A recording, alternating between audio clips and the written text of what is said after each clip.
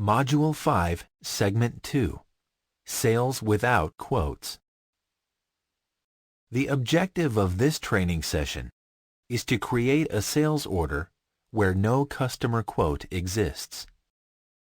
You will learn how to add sales order line items, line item notes, and charges. Please note that this segment assumes you have already completed Modules 1, 2, and 3. We will begin by clicking the Sales Order icon arrow and selecting Add. The Find for Browsing Company Entries window opens. We will now select the customer placing the order. Type the customer's name in the company name field. A partial entry is allowed. Select OK.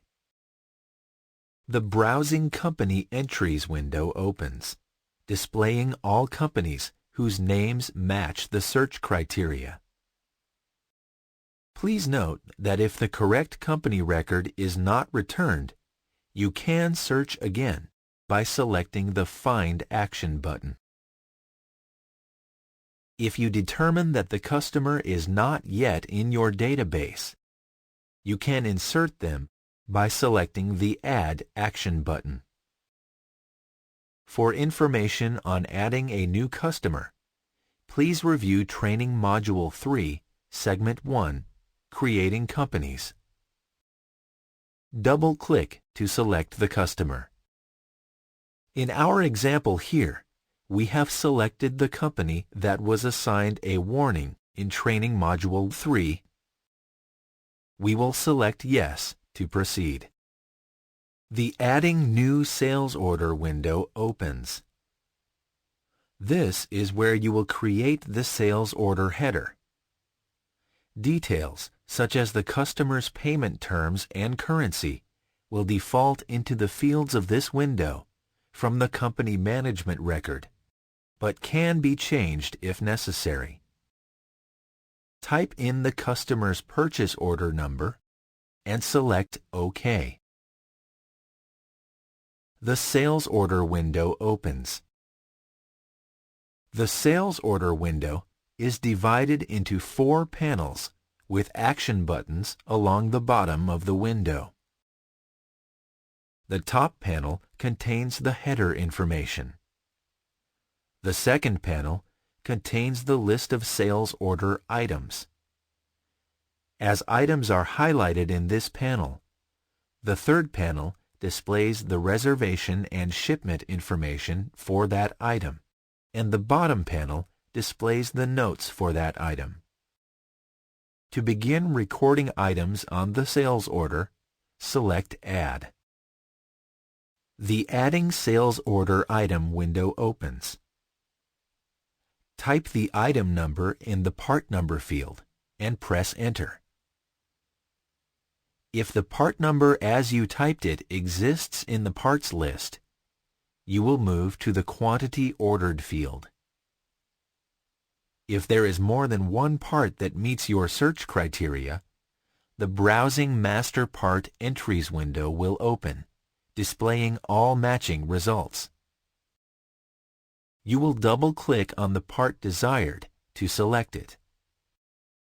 The Browsing Master Part Entries window will also open if the part typed in does not exist in the parts list, allowing you to insert it into the list by selecting the Add Action button.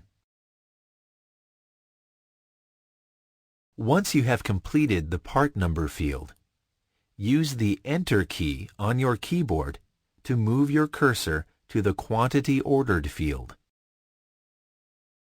Type in the quantity your customer is ordering and use your Enter key to move to the Type radio button area. In this example, we will be using the sale type. However, you may wish to use any of the other types in other transactions. For a complete description of the sale types, please refer to Online Help, Chapter 6. Use the Enter key to move your cursor to the Condition field.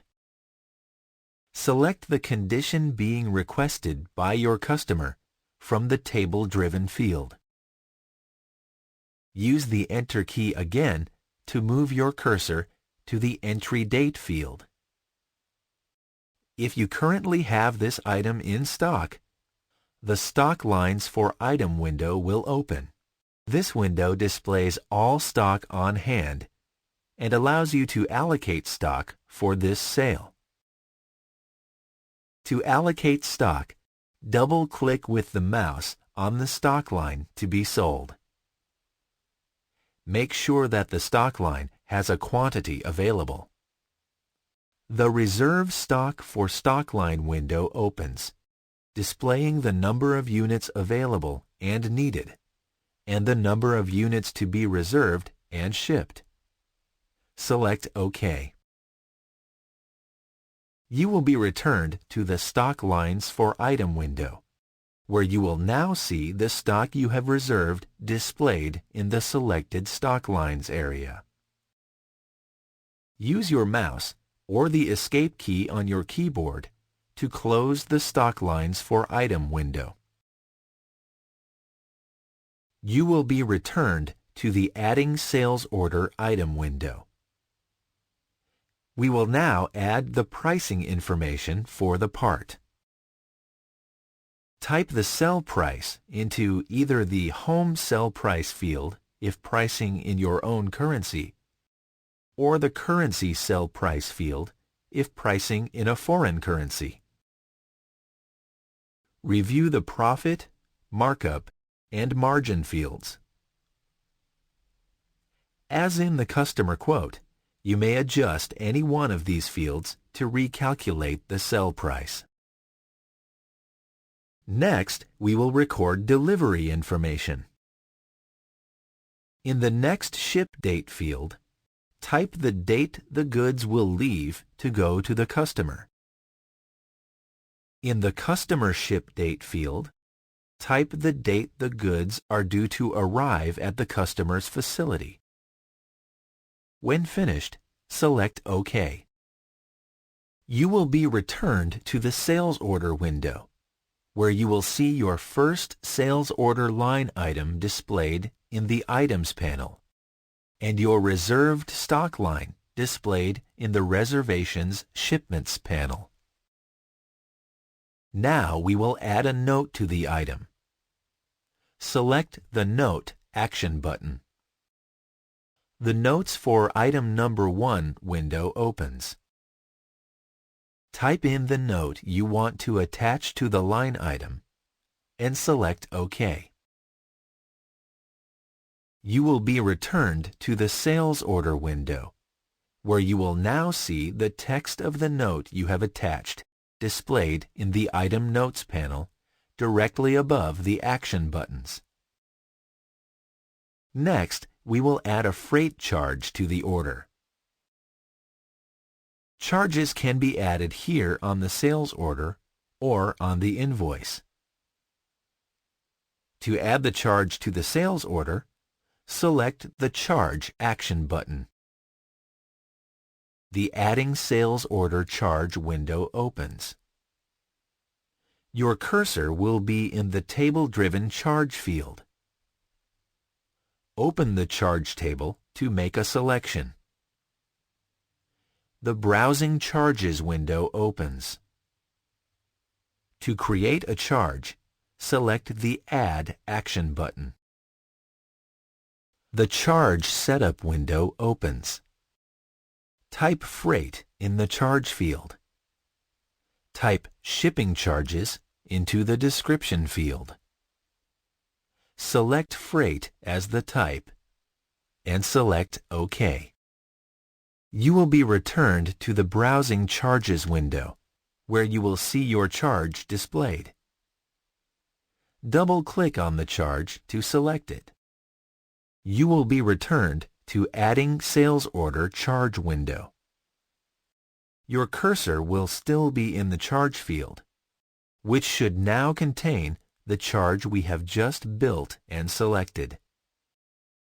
Leave the quantity ordered field set to 1 and type the amount of the freight charge into the home sell price or currency sell price field, as you did when entering the first sales item. Select OK. You will be returned to the sales order window, where you will now see your freight charge displayed in the Items panel.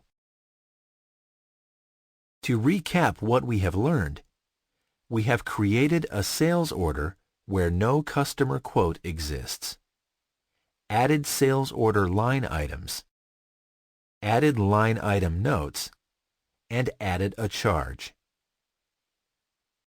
You may proceed to Module 5, Segment 3, Additional Functions within the Sales Order.